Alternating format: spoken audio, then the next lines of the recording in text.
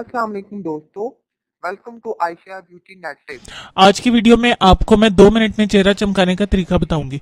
नहायत ही आसान तरीका है, इसे आप लोग बहुत ज़्यादा पसंद करेंगे और चेहरे पर जो छोटे छोटे दाग धब्बे होते हैं वो भी इससे कम होना शुरू हो जाएंगे और आपके चेहरे पर एक खूबसूरत सी चमक आ जाएगी।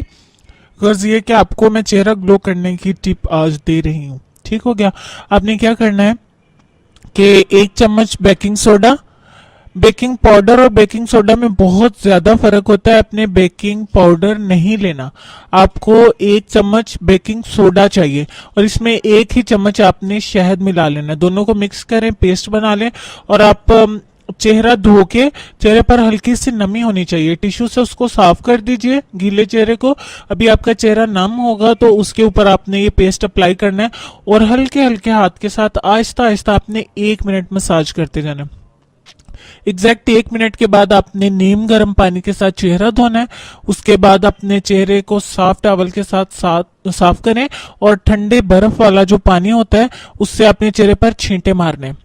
करीब 1 कप ठंडा पानी जो है बर्फ वाला, उससे अपने पानी के छींटे चेहरे पर मारने हैं ताकि मसाम बंद हो जाए।